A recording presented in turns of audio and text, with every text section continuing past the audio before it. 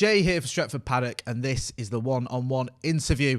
And as you may have noticed, United at the time of recording are on the verge of signing Jadon Sancho for Borussia Dortmund. So we thought, what better person to speak to than Louis Lancaster, who coached Sancho when he was a youngster at Watford. Louis, thanks for joining us. No, thank you for having me. I'll just take it back to the start when you first met Jadon Sancho. You first started working with him. Obviously, he was only young. What did you make of him? What was your first impression of him? Well, he was 13 and it was in a summer program, and obviously lots of children go on holiday. So because the program's reduced, the 12-year-olds are all playing with the 16-year-olds. So everyone was condensed into one group. And I'm a big believer, for a player to be good, they need to be outstanding in their own age group. If they play up an age group, they need to be good. But if they're playing 2 age groups or 3 age groups above, they just need to survive. So Jaden was 13 playing against 16-year-olds, and he was still by far head and shoulders the best player on that pitch. Really, even though despite the what is it, 3-year age gap? Yeah, and obviously that's it's difficult to assess, but I call players like Jaden time travellers. They have the ability to freeze time, have loads of composure, and their minute is everybody else's second, and everything just looks so much more comfortable and effortless.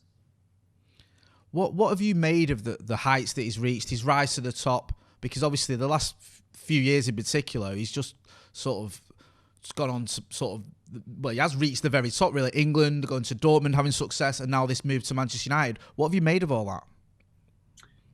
Well, obviously, look, I'm incredibly proud of him, but to be honest, I think we've only touched the surface on what we're going to see. I think we're looking at a future Ballon d'Or winner. Honestly, I really, really do.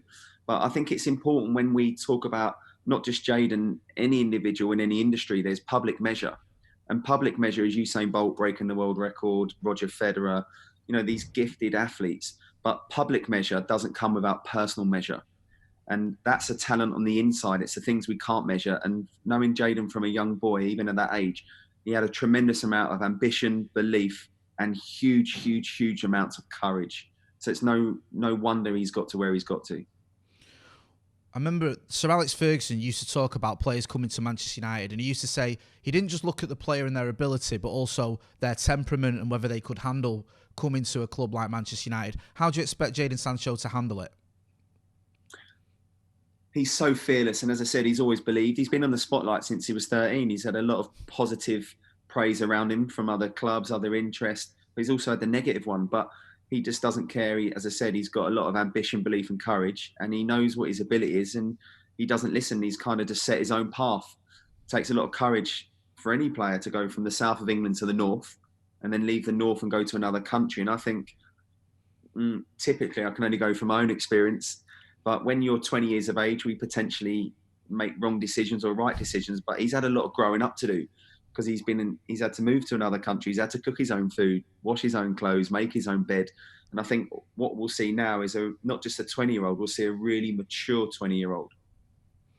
I know obviously he was a lot younger then, but was he a similar type of player as to what he is now? Was he that fast attacking type, dynamic type of player when you were coaching him? Yeah, for sure. I mean, when you're developing a player, I think it's really important. You need to know the answer to these 3 questions. And the first question is, you have to identify who you're working with. And it was very clear. Jaden was very driven, determined, and he was a player that was going to go somewhere but needed to be challenged. And then the second question is, you have to ask the player, what's your dream? And as a 13-year-old boy, he looked across to me and said, the dream is this. It's to play for one of Europe's top clubs and represent my country. And the whole purpose behind that conversation, he made it very clear, was to make his family proud. And he said it with such conviction. Now, those 2 boxes are ticked. He's represented his country. He's played for Borussia Dortmund. But knowing him as a person, he must have something else in his sights, because he needs to be challenged. And I wouldn't be surprised if that Ballon d'Or is in his sights somewhere. Oh, mate, I tell you what, there'll be a lot of United fans that are happy to hear that, Louis, myself included. Has it surprised you at all? I mean, you mentioned those things. You mentioned always believing in him. The speed at which he's done this, because as you said, he was being spoken about at 13, but by the time he's 18, he's moving on, and then at the age of 20, and we're talking about £100 million transfer fee around that figure. Has that surprised you at all? How quick it's been, this rise? Well, I don't know. In any industry, you get judged on productivity. And he's gone away and he's produced the goods. He hasn't just gone in the background. He's a key player. He's Bundesliga rookie.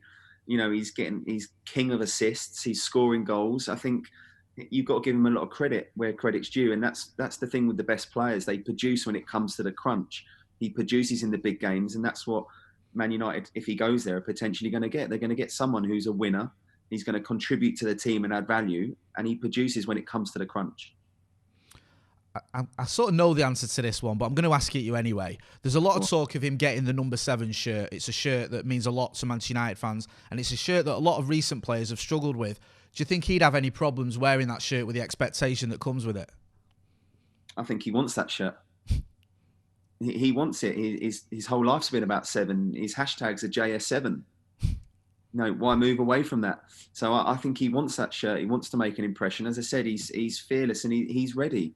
So we're talking about a gifted player on the outside, the public measure, but we're talking about a gifted talent on the inside with that personal measure. He's driven, he wants success. And I think when you, in any industry, whatever it is, you have to go somewhere where they are structurally set up for success. And I think if you look at Ole Gunnar Solskjaer, all the staff, the players, they are geared up for success. They've got a club with a tremendous amount of history. They're hugely ambitious. And as I said, they're structurally set up. What was it like for you on a personal level to coach him? Was he someone that sort of was easy to coach? Did he listen to instructions well and take those on board? Did you enjoy working with him? No, I absolutely loved working with him. And we had a really good relationship. And I think coaches are drawn to different things. Some coaches are more drawn to defending. Some coaches are drawn to passing, which is fine. But I've always been drawn to that maverick type player. So me and him kind of hit it off because he was that maverick and that was something I was really interested in. But it doesn't matter if he's playing at Wembley in front of 80,000 people or a council park. He just wants the ball at his feet. He wants to be competitive. He wants to win. And I think that's what that was really the challenging part. So when I was coaching, I would talk to him for 10 seconds, but after 10 seconds, his body was present in the conversation, but his mind and spirit wasn't. So I could only talk to him for 10 seconds at a time.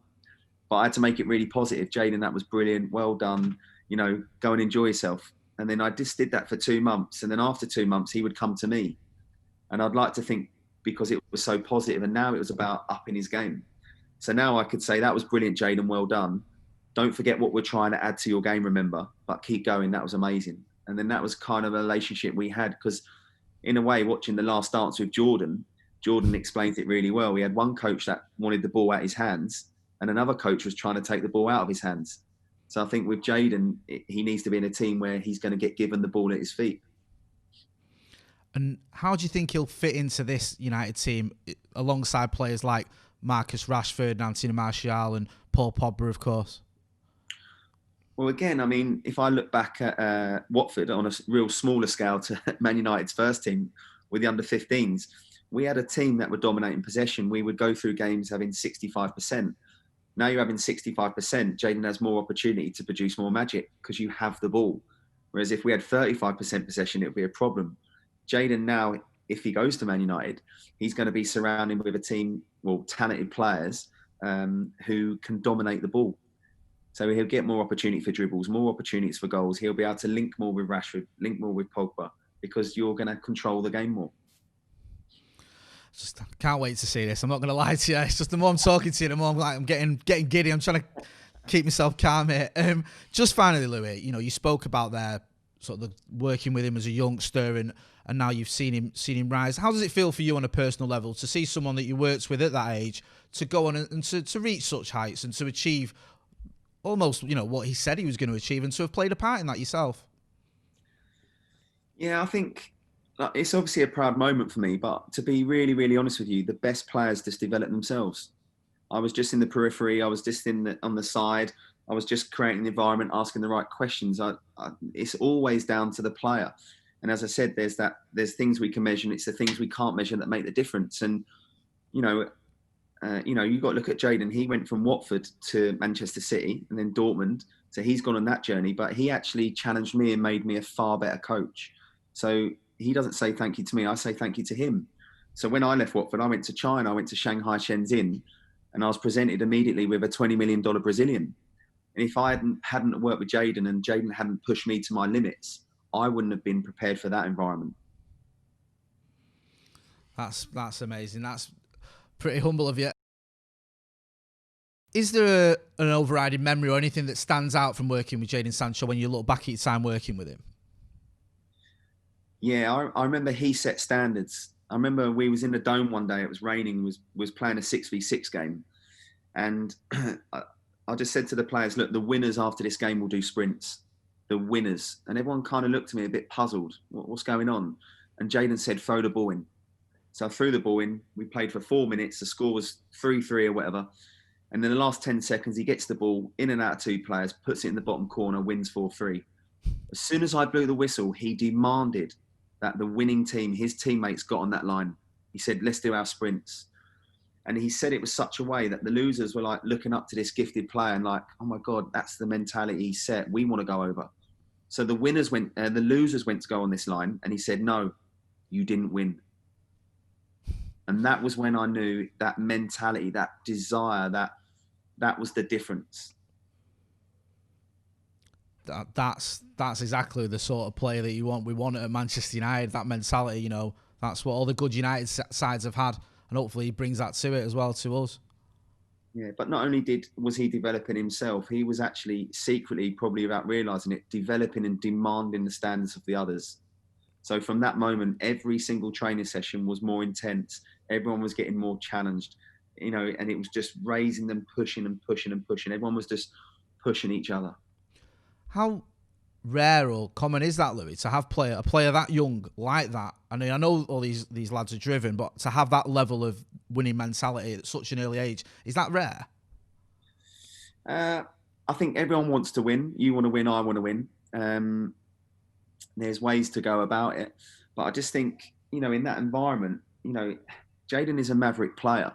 I think you need to say to a player, look, here's a load of principles, just do whatever you want, but stay within them. But some players you can say, look, you can go a little bit out.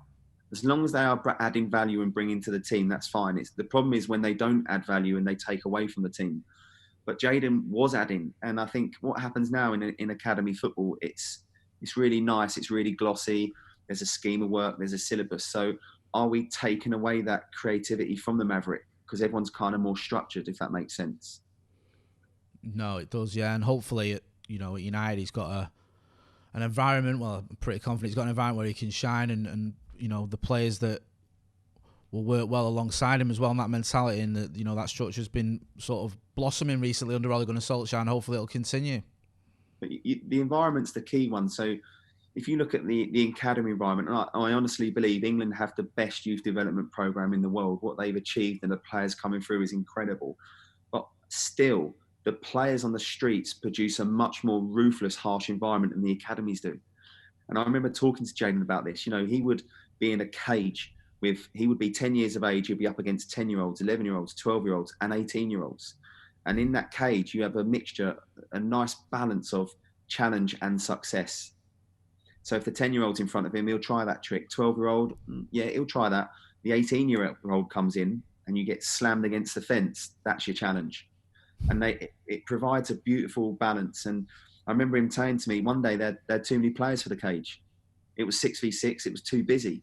So players on the outside, and it's not play for 3 minutes and you get subbed off. If you make a mistake, you leave the pitch, and then the next one comes in. And that environment is ruthless. Jaden never wanted to be last picked. And he told me, the lights are just dimming. We've been there as kids. We play football. The light's just about to go. Everyone's still playing. All the mums and dads are saying dinner time. And then someone says next goal wins. And then if someone else scores that goal, Jaden said he felt pain. He had to wait another 24 hours so he could be the one to score that final goal. That's pretty amazing. And that's, everything you're saying, it just makes me think the more and more I hear, the more excited I am, the more I think he's tailor-made for Manchester United, and the more I think that the fans are going to be excited and the players are just going to love playing alongside him as well. He just seems like that sort of player that, other players would love to play alongside and will raise everyone's level, which is what we want to see.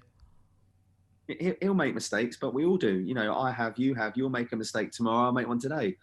But I think he's got Ollie there and the staff, Kieran and Carrick, that they'll just take him, develop him, and then not only that, you've got the right players. Paul Pogba's made those mistakes, so he's got experience. They'll just get him in line, nurture him, and hopefully, not hopefully, he will, if he goes there, he will certainly add value. 100%. I had no doubt before this interview, but I've certainly got no doubt after it. And the thing I'm holding on to there was what you said about the Ballon d'Or. So that's what I'm waiting for. I'm hoping he's going to win the Ballon d'Or with us. And that's the public measure, which is he'll go to United, say, score goals, he'll create assists, he'll win trophies. But none of that comes without personal measure. He has got ambition, belief, and courage, which is unparalleled to any individual I've ever worked with. Fantastic. It's just great to hear. Louis, good stuff, mate, honestly. Thank you. Appreciate you speaking to us. And when you do come up to Manchester, give us a shout, let us know, and we'll have a meet up there and have a catch up. That'll be brilliant. Thanks a lot, mate. Cheers. Thank you. Bye-bye. So there you have it. A future Ballon d'Or winner. A born winner. Someone who won't be overawed by coming to Manchester United Football Club. If I wasn't excited about Jadon Sancho joining before that interview, I certainly am now. That was Louis Lancaster. This was the Stretford Paddock one-on-one interview. Don't forget to hit like, share and subscribe. I've been Jay. Thanks for watching.